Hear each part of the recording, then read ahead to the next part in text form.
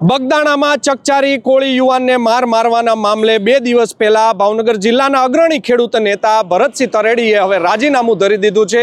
શું છે સમગ્ર મામલો, જેની વિગતે વાત કરીશું અમારા અહેવાલમાં।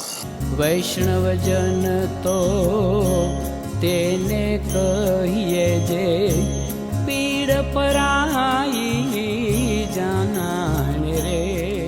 નમસ્કાર દર્શક મિત્રો, નવજીવન ન્યૂઝમાં આપનું સ્વાગત છે। હું છું આપનો યશપાલ સિંહ ચૌહાણ। છેલ્લા 11 દિવસથી ભાવનગર જિલ્લાનું જે બગદાણા આવેલું છે ત્યાં કોળી યુવાનને મારવાના લઈને સમગ્ર રાજ્યમાં હડકંપ મચી ગયો છે। જેની વાત કરવામાં આવે તો હજુ 2 દિવસ પહેલા જે નવનીત બાલદિયા છે, જે મહુવાની હોસ્પિટલ ખાતે છે, તે સારવાર લઈ રહ્યા છે, જેને ઢોર મારવામાં આવ્યો હતો, જેને લઈને અનેક લોકો છે, આગેવાનો છે, રાજકીય લોકો છે, તેને મળવા પહોંચી રહ્યા છે। આવી જ રીતે 2 દિવસ પહેલા ભાવનગર જિલ્લાના ખેડૂત અગ્રણી જે છે ભરતસિંહ વાળા, તેઓ પણ અહીંયા પહોંચ્યા હતા અને તેણે છે નિવેદન આપ્યું હતું। નામ લીધા વગર તેમણે ઈશારો કર્યો હતો કે મારી પાસે 30 જેટલા કેસ છે કે આ લોકોએ અનેક ખેડૂતોની જમીન પચાવી પાડી છે, વ્યાજે પૈસા આપીને લોકોને પાયમાલ કરી નાખ્યા છે, જેવા અનેક નિવેદનો કર્યા હતા અને આજે તેણે રાજીનામું ધરી દીધું છે। સૌ પ્રથમ તેઓ હોસ્પિટલ ખાતે આવ્યા હતા ત્યારે શું તેમણે નિવેદન કર્યું હતું તે સાંભળો। મારું નામ વાળા ભરતસિંહ પોપટભા, પ્રદેશ પ્રમુખ ખેડૂત કલ્યાણ સંગઠન। અત્યારે આ બગદાણાની નવનીતભાઈ વાળી ઘટના છે એ 12 દિવસ થઈ ગયા અને એ ખૂબ નિંદનીય અને અશોભનીય અને અમાનવીય ઘટના છે। એને અમે સખત શબ્દોમાં વખાણી કરીએ છીએ અને 12 દિવસથી સતત આ સમાજના જે લોકો છે, એમાં ખાસ કરીને કોળી સમાજના જે આગેવાનો છે, સરકારમાં જ બેઠેલા છે, પછી ભાઈશ્રી હીરાભાઈ હોય કે પછી શિવાભાઈ હોય કે ગૌતમભાઈ હોય કે વગેરે કોંગ્રેસ પક્ષના આપના ધારાસભ્યો બીજી જ્ઞાતિના હતા, સુધીરભાઈ વાઘાણી હોય કે પછી બીજા ધારાસભ્યો માજી પણ બધા જે આવીને આને એક ખુલ્લું સમર્થન આપ્યું છે। એટલે સરકારને આમાં ક્યાંક ને ક્યાંક મિલી ભગત છે અને સરકારના ઈશારે એક હાવ દીવા જેવી વાત છે કે એક ફોન બધાને બતાવી દે। એ ઘટનાનો જે ફોન છે વાયરલ થયેલો છે, એને લોકોએ જ વાયરલ કરેલો છે। જે હોય છે હું તો હું આવી જાઉં અને બીજા જે આવી જાય એ ફોન વાયરલ બતાવી દે, એટલે આખો મુદ્દો પાછી ગયેલો છે। પણ આ સરકારના ઈશારે નથી બતાવતા, ક્યાં માટે નથી બતાવતા।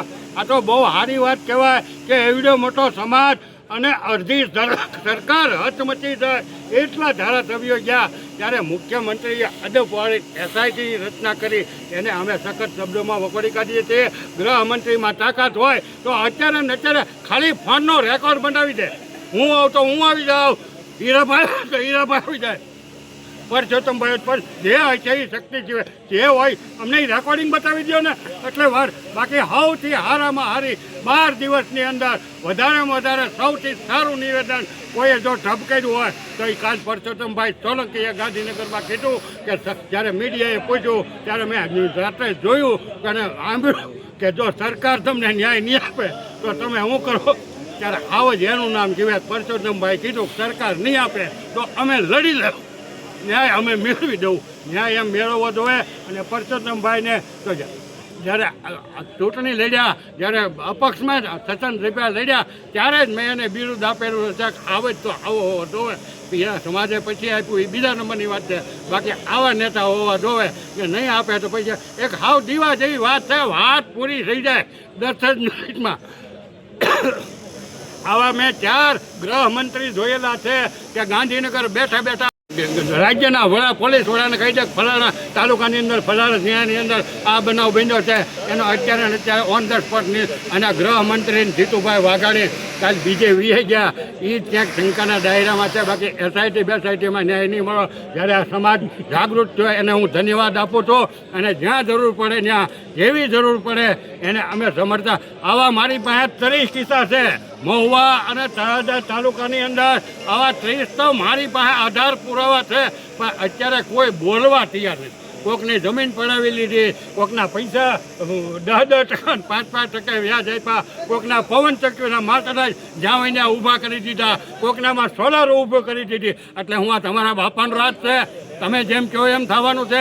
તો લોકશાહી છે એટલે લોકશાહી જીભે, બાકી 30 જણા જો આવે ને મેદાનમાં તો આગળ એનો સફળ ગોટો હું 24 કલાકમાં વાળી દઉં, પણ અત્યારે કોઈ 30માંથી બેન કોઈ બોલવા ત્યાં નથી। અમારું એમાં કામ નહીં, આ તો મરદ કહેવાય। આ સમાજ જાગ્યો, નકર નવનીતભાઈનું ક્યાંય દટાઈ જાય ખબર ન પડે। આ તો કંઈક નવનીતભાઈ ટીપી નાખ્યા. એનો અમારો વિરોધ છે કે આ લોકશાહી છે, લોકોનો ન્યાય, આ રાજાશાહી બાદશાહી નથી. આ તો નવનીતભાઈને ન્યાય દેવા આ સમાજના ઊંઘથી પીડ્યા ત્યારે થોડુંક આમથી સરકાર ઝૂકી હોત થોડી.